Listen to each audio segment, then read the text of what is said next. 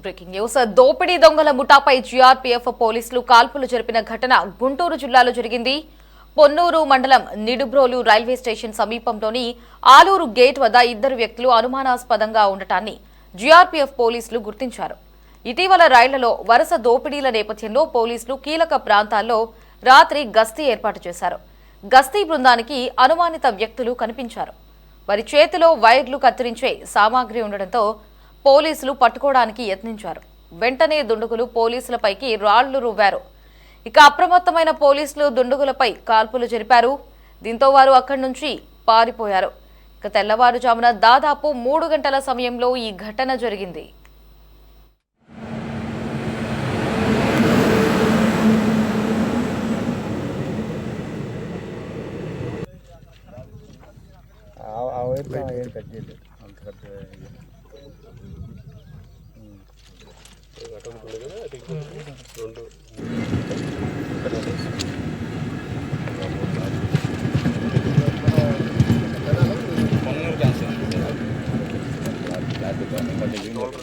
ఈ ఫెస్టివల్స్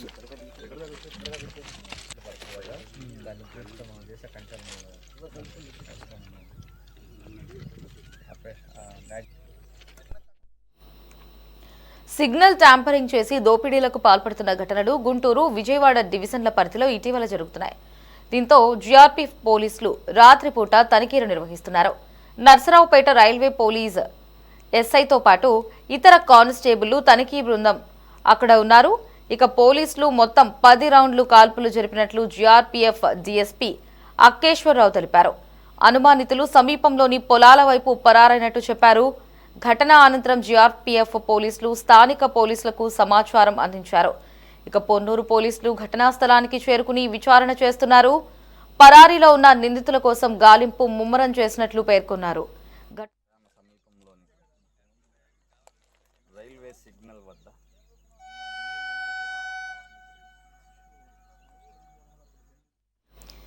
అయితే ఘటనా స్థలంలో అనుమానితులు వదిలి వెళ్లిన ఫైర్ కట్టర్, టెస్టర్, జత గ్లౌజ్లు స్వాధీనం చేసుకున్నారు.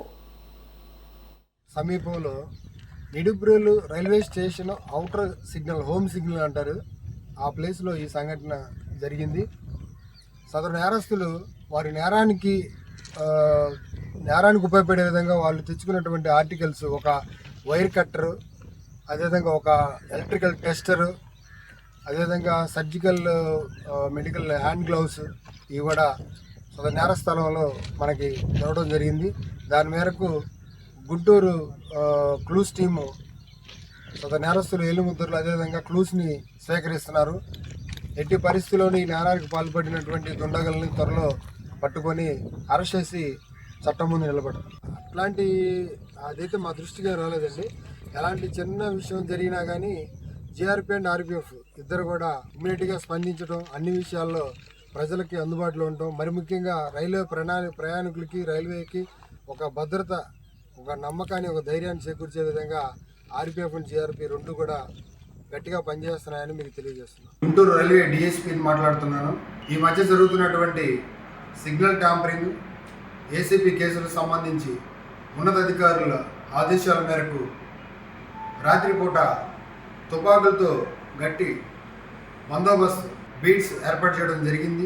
ఎవరైతే గ్రీన్ సిగ్నల్, రెడ్ సిగ్నల్ చేస్తూ సిగ్నల్ వ్యవస్థని మార్చి ఆగకూడని చోట ట్రైన్లు ఆపుతూ, మరియు ట్రైన్లో చైన్ పుల్లింగ్ చేసి ఆగకూడని చోట ట్రైన్లు ఆపుతూ అమాయకమైనటువంటి ప్రయాణికుల మెడల్లో నుంచి చైన్ స్నాచింగ్ చేస్తూ నేరాలకు పాల్పడుతున్నారు. అలాంటి వ్యక్తులపైన, గ్యాంగులపైన జీఆర్పీ అండ్ ఆర్పీఎఫ్ గట్టి చర్యలు తీసుకోవడానికి సిద్ధంగా ఉంది.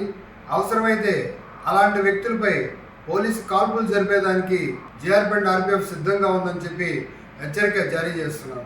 మరియు ప్రయాణికులందరికీ కూడా జీఆర్పీ పోలీసు విజ్ఞప్తి, ఇలాంటి వ్యక్తులపై మీకు అనుమానం వచ్చినా, కొత్త వ్యక్తులపై కానీ, ఇలాంటి నేరాలకు పాల్పడే వ్యక్తులపై కానీ మీకు ఎలాంటి అనుమానం వచ్చినా మంత్రినానికి కాల్ చేసి పోలీసు వారికి సమాచారం తెలియజేయాల్సిందిగా మీ అందరికీ కూడా పోలీసు వారి విజ్ఞప్తి.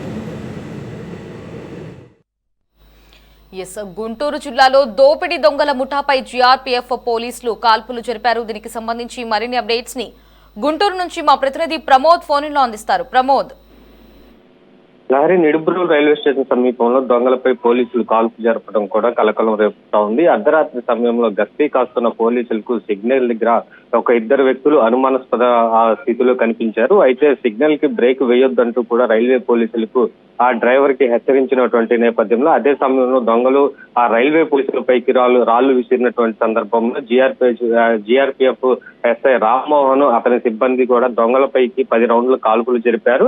అయితే అక్కడ నుంచి దొంగలు కాల్పులు జరగడంతో వెంటనే అప్రమత్తమైనటువంటి పోలీసులు అప్రమత్తం అవడంతో ఆ కాల్పులు జరుగుతున్నారని చెప్పేసి కూడా అక్కడ నుంచి దొంగలు అయితే పారిపోయినటువంటి పరిస్థితి. అయితే ఆ గతంలో కూడా పల్నాడు జిల్లాలో ఆ నడికుడి సమీపంలో కూడా ఇలాంటి సంఘటనలు జరిగినాయి. అప్పటి నుంచి కూడా రైళ్లలో కూడా ఇటు వేసవి కాలం ఎక్కువగా ఆ ప్రయాణికులు ప్రయాణిస్తూ ఉంటారు కాబట్టి రైల్వే శాఖ కూడా దీని మీద ఎక్కువ ఫోకస్ పెట్టింది.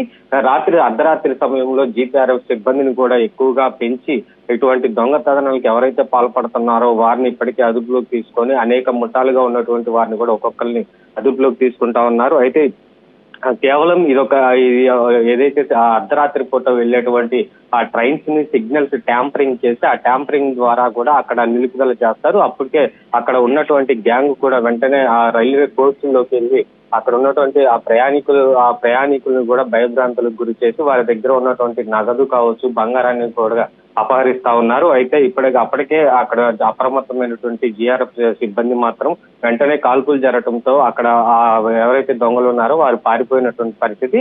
అయితే డిఎస్పీ అక్కేశ్వరరావు మాత్రం తీవ్రంగా హెచ్చరిస్తా ఉన్నాడు. ఆ రైల్వే సమీపంలో కానీ లేదంటే ఇట్లా సిగ్నల్ ట్యాంపరింగ్ చేసి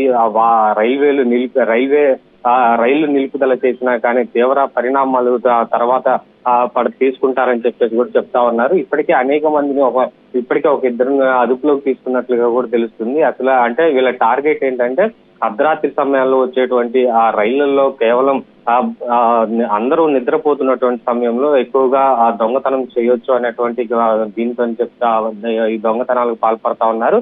అయితే కేవలం ఈ దొంగతనాలు చేసేటువంటి వ్యక్తులు కూడా వేరే రాష్ట్రాల నుంచి వచ్చి ఇట్లా సిగ్నల్ ట్యాంపరింగ్ చేసి కూడా దొంగతనాలు చేస్తున్నట్లు కూడా తెలిపారు. అయితే వారం రోజుల్లోనే పల్నాడు జిల్లాలో ఇట్లాంటి సంఘటనలు చాలా పెద్ద ఎత్తున కూడా జరుగుతున్నాయి. వారం రోజుల క్రితం కూడా వేరే ఒక పొన్నూరు నియోజకవర్గం సమీపంలోనే ఒక రైల్వే స్టేషన్ వద్ద కూడా ఇలాంటి సంఘటనలు జరిగినాయి. అయితే ఇలాంటి సంఘటనలు పునరావృతం అవుతున్నటువంటి నేపథ్యంలో కూడా పోలీసులు అయితే అప్రమత్తమయ్యి అక్కడ ఉన్నటువంటి సిగ్నల్ ట్యాంపరింగ్ దగ్గర ఇప్పటికే ఆ పోలీస్ గస్తీని కూడా పెంచారు. సిగ్నల్ ట్యాంపరింగ్ జరగకుండా ఉండేందుకు కూడా ఆ రైల్వే శాఖ అయితే జాగ్రత్తలు తీసుకుంటా ఉన్నారు. లహరి.